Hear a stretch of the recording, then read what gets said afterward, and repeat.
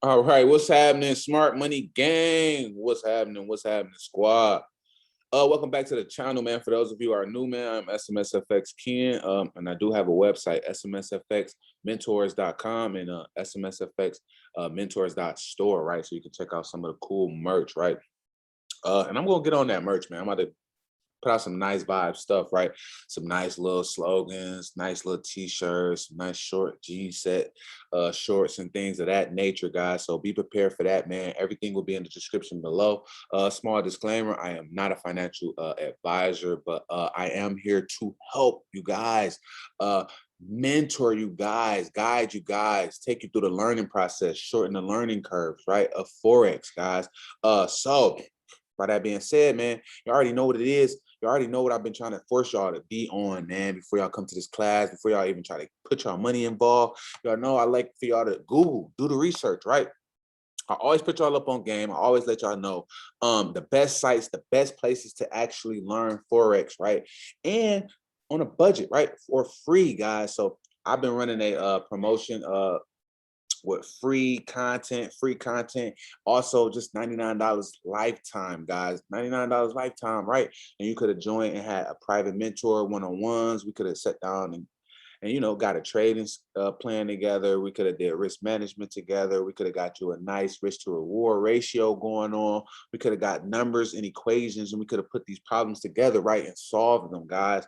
And then we could have came up with a formula that works for you. But a lot of people didn't want to take advantage of that. So today is like the absolutely last day to get in there for the $99. After that, price will go up, and then you can go in there and see for yourself how much it's going to be, right? But we're gonna hop right into it, man. I love y'all to death, but you already know I'm about to slap on the timer, man.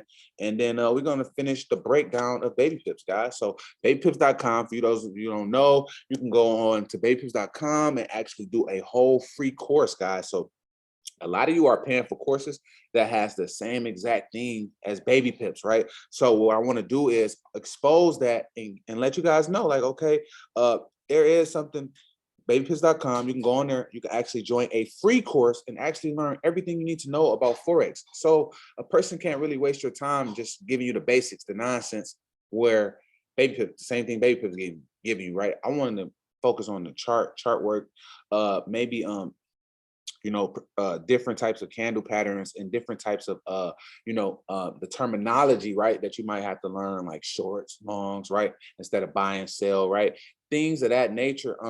Yeah, babypips.com, man. You go over here. I'm gonna share the screen. You already know this though, because I already started on it. So this is gonna be part two.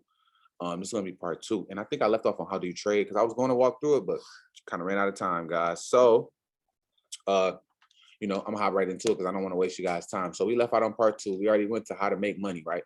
And we already know how to make money doing Forex. Now we're going to go to know when to buy, sell currency pairs. So we'll go here and we're gonna look at it and we're gonna break it down. Now I'm gonna break it down as far as here, and then I want to go over to the charts so you guys can actually get a full understanding of what's going on. You know, besides baby pips and just seeing it black and white, we can actually go to the charts and see it on the charts or see it working on the charts, right? So it say know when to buy and sell a currency pair, right? So it say Forex trading involves trying to predict which currency will rise or fall versus another currency, right? So how do you know when to buy or sell a currency pair? In the following example, we are going to use a little fundamental analysis to help us decide whether to buy or sell specific currency pair, guys. So fundamentals is more so like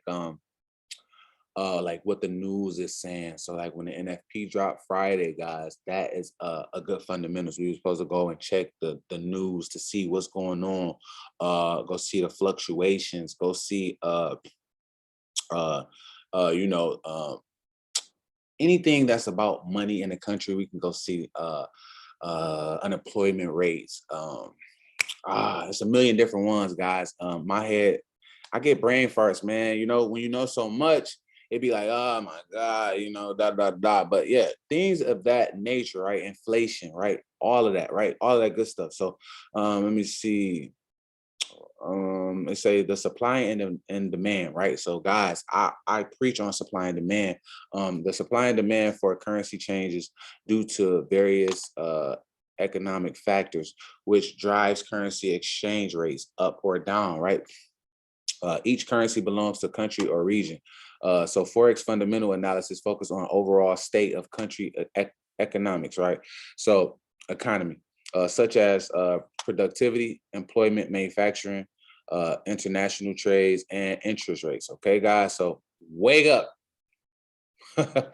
All right, so look, it's a Euro USD, an example. The USD is the base currency. Remember, I was telling you guys about base and quote, right? So the base is going to be the first and the quote is going to be the second, right? So base currency and thus bias for buy and sell, right? That is how you create the bias, right? So either euro is going to be stronger or weaker. So if the euro is stronger, if the base is stronger, you're going to go for the buy. If the base is weaker, you're going to go for the sell. Just always remember that, guys. So like I said, if you believe the U.S. economy will continue to weaken, which is bad for the U.S. right here, which is the USD dollar, you will execute a buy on the Euro USD. Okay, by doing so, you have bought euros, right? With the expectation that it will rise versus the U.S. dollar. Okay, guys. So you're buying it, and you're like, hey, okay, boom, price will rise and go up. Then I'll be able to sell it for the high. Okay, so by doing so, you have sold euros with the expectation that it will fall versus the U.S. Dollars, right? So if you believe the U.S. economy is stronger than the euro, and the euro will weaken against the U.S. dollar, you will execute the sale. So that's what I was talking about. So that means your expectations is that you have sold the euros with the expectation that it will fall versus the U.S. dollar. So you got it for the high, and then you're going to sell it a little bit later, hoping that that you'll be able to make a profit. Okay, guys. So USD JPY, right? An example: USD dollar is the base currency, and the bias for the buyer to sell. Same difference, guys. So the same thing. If you think that the Japanese government is going to weaken, which is the yen, to help export industries, you will execute a buy, right? So if you think that the Japanese government is going to weaken with the yen in order to help its import industry, you will execute a buy. Okay, so remember, USD is in front and the JPY is in the back, right? So I guess they're just giving you an example of the quote, right? So you're basically if the quote is weakening or if the quote is going to be stronger, right? So if you believe the Japanese investors are pulling money out of the U.S. financial markets and converting their U.S. dollars back into yen, and this will hurt the U.S. dollar, you will execute the sale. So basically, you're saying, hey, okay, hey, they're gonna move their money out of there, and the U.S. dollar is about to get weakened, right? Because they're moving their stocks basically, like, right, because we can look at the currencies or the countries as stocks, right? So they're moving their stock out of the USD. All right, so then boom, what is it going to do, right? Price is going to sell off, guys. So like they like to give a lot of different examples that I'm not about to just go over and waste you guys' time. So look, trading in lots, right? When you go to the grocery store and want to buy an egg, right? You can't just buy a single egg. They come in dozens, right, of lots of 12, right? So in the Forex, it would be just foolish to buy or sell €1. So they usually come in lots of 1,000 units, guys. So this is what when a lot of people be saying, hey, when you choose a lot size, you're not just like, it's not just 1 cent or it's not just $1 when you use a standard, right? You're actually buying thousands and thousands of units, right, at a time, right, of currency. So micro lot is 10,000 units, and a mini lot is 100,000 units, right? Standard lot, depending on your broker and type of account you have, right? So more on lots later, right, guys? So they want you to go on more on lots later. I'm just going to basically explain the lot sizes. So that's just like the basic thing of what they're saying. When you want to just buy egg, you can't go to the store and just buy one egg. So basically, you can't just go buy €1 and then think that's how you're making your profit off the back end. You're actually the broker are actually providing extra capital. You're actually trading their capital, and then you're making the money off the back end, guys. So yes, we can go into that further along down the line. So margin trading, right? So this is what I was talking about margin. So, but I don't have enough money to buy 10,000 euros. Can I still trade? You can, by using leverage, guys. So this is where leverage is going to come in at. And I know you've heard of leverage. A lot of people always talking about leverage, like you can have a 1 to 500 leverage, right? And then it can go scale down from there, or it can scale up from there, depending on the type of brokers that you guys have. So when you trade leverage, you wouldn't need to pay 10,000 euros up front. Instead, you'll put down a small deposit, right? Known as the margin, right? So you guys can get margin call by not watching your margins and not having good risk management, right? So leverage is like a ratio of transaction size, position size to actual cash, trading capital used for margin. For example, a 50-to-1 leverage, right? Also known as 2% margin requirement, means 2,000 of margin is required to open a position size worth $100,000, guys. So margin trading lets you open large position sizes using only a fraction of your capital, right? This is how you're able to open a $1,250 account, or 50,000 positions with a little as $25 or $1,000. You can conduct a relatively large transaction with a small amount of initial capital, guys. So man, leverage is cool, but I'm telling you how it can be a good thing, and it also can be a bad thing, guys. So you have to be careful when using leverage, guys.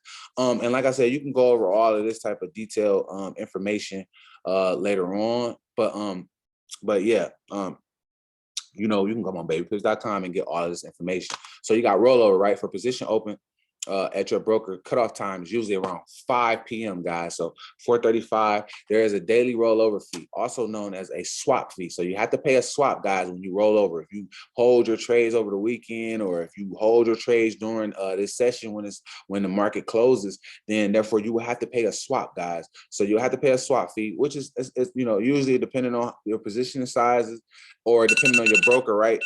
That's how much the swap fee would be. If you do not want to earn or pay interest on your positions, simply make sure that all your positions are closed by 5 Eastern time. Okay, and that's the usual end of the market day, right? Since everyone trade involves borrowing one currency to buy another, interest rollover charges are part of Forex trading, guys. So that's just, you're gonna have to do it, man. You're gonna have to do it regardless. Okay, let's go to the next lesson real fast. I know, so I'm gonna get into pips now. And then, like I said, I'm gonna end the video, and then we're gonna do part 3, 4, 5, always, et cetera, until you guys just come on babypips.com and do it yourself. So what is a pip in Forex? All right, so here is where we're going to do a little math, just a little bit, right? So I'm gonna read exactly off here because I'm not really savvy right now. I don't want to do all of that. So you've probably heard of the terms pips, points, pipettes, and lots, right? Thrown around. And now it's going to explain what they are and show you how their values are calculated, guys. So take your time with this information that's required, whatever.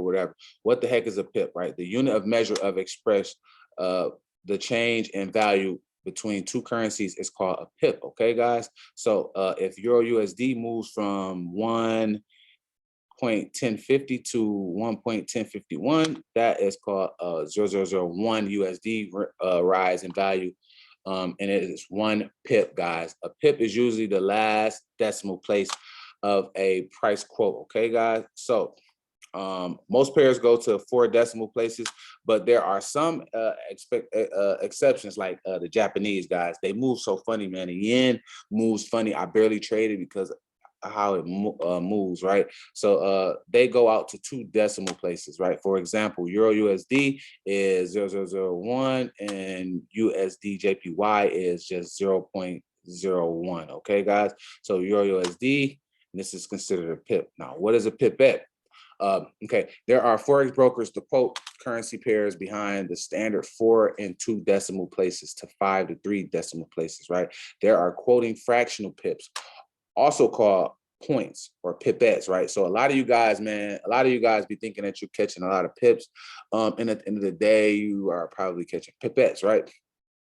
So if the concept of a pip isn't already confusing enough for the new Forex trader, let's try to make you even more confused and point out a point or a pipette or a fractional pip is equal to a tenth of a pip, right? For instance, GBP USD moves from 35.42 to 35.43. That 0.0001, you see it's 4 zeros. USD move higher is 1 pipette. Okay, guys. So understand the difference between pips and pipettes, right? So it's usually the fourth, anything after the fourth number. Okay, so GBP USD 1.3543 is a pipette. So when this number moves to 53, then that's, you get it. All right. So then that'd be a pip right here. So when this number moves 4 to 5, that's 1 pip on this pair. So you got to realize that and understand that, and use that to your advantage. So on trading platforms, the digit representing a tenth of a pip usually appears to the right of the two larger digits. Here's a pip map, right, to help you learn. So this is why baby pips is so important, right? So 10,000 pips, 1,000 pips, 500 pips, 30th, eighths, all the way down to 0.2. All right. So how to calculate the value of a pip? As each currency has its own relative value, right? So you got to make sure you understand that the currency pair that you're trading, you have to understand that all the way to the T. So it's not just always about trading. Understand your pips, your lot sizes, everything that you need to use on certain pairs, because it varies for different pairs, guys. So baby pips telling you this. I'm not lying. I'm not making anything up, guys. So for the purpose of better explaining the calculation, exchange rates will express as ratios. Your USD at 2,500 will be written as Euro 1.2500 USD example, right? So we got all these example US CAD 200 to be read, right? And then we can, I guess you guys can like literally come on this page and actually go over. Use an example. If traded 10,000 units of USD CAD, then 1 pip change to the exchange rate will be approximately a 0.98 USD change in the position value, right? 10,000 units. So basically what they're saying here is that the way USD CAD moves, you see how they got 4. So you getting actual 1 whole pip would be 0.98 USD, almost like that's basically like a whole dollar, right? So that is basically what they're saying, guys. Like I said, you can come over here and look through it and check it out yourself. But how to find the pip value in your trading accounts, currency, and you can just check over and go through all of this, guys, which I'm not really about to go and dig deep all down into there and what is that and all that. But what is a lot, right, in Forex? So I just want to really just go through and pinpoint out the major things that you're going to need to know before actually hitting the charts. A lot of this stuff on Baby Pips is just like super extra, but go through it, take your time, take the quizzes, understand it, get it for yourself, because it may be things that I'm missing out on just by not learning this, and then just be like, okay, boom, I already know a lot more, so I'm not really worried about that. But come in, man, always be willing to learn, always be willing to be better, right?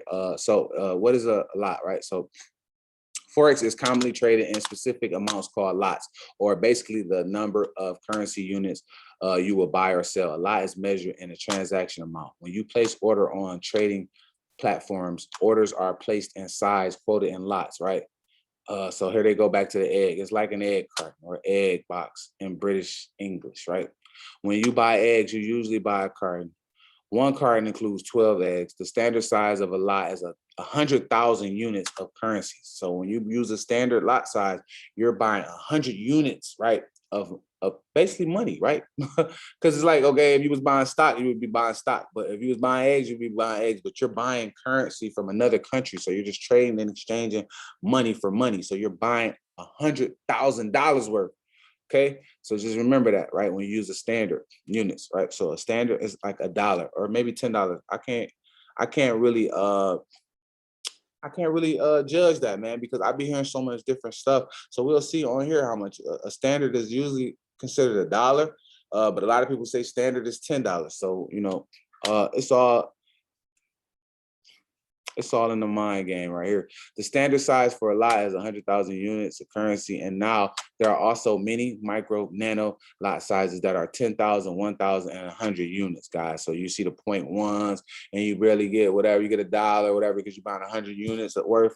So, and you're making your money off the back end, which was your initial lot, right? So some brokers show quantity in lots while other brokers show the actual currency units, right? As you may already know, the change in currency value relative to another is measured in pips.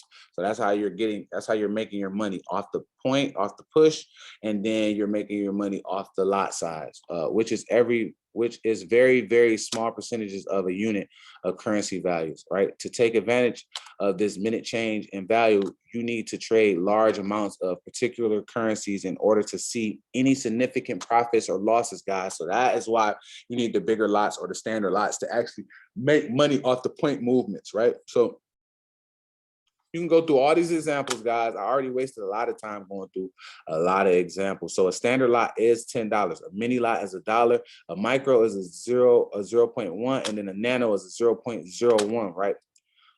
So, and then on USD, we got units, and then the standard is 12.5. A mini lot is $1.25. Micro lot. So like I told you guys, a standard or it all varies depending on what you are trading, right? So I think like indices and stuff like that, I think $1 is standard, right? I'm not gonna say that, or I'm not even gonna say that. I'm just gonna say, hey, it's probably, $1 is a mini lot, a standard is a 10, micro 0.1, y'all get it. And then it varies from whatever pair you're trading, right? And it depends on your broker, right? So your broker may have different conventions of calculating pip value related to lot size, but whatever way they do it, they'll be able to tell you what the pip value is for the currency you are trading at the particular time, guys. So that's pretty much all I can do for today. Just so that you guys can actually go through and watch this. And then if I didn't cover anything, guys, you can go on to here and actually read this stuff for yourself, guys. So I mean, all I'm doing is sharing and spreading information, but it's something that I cannot charge for personally, me.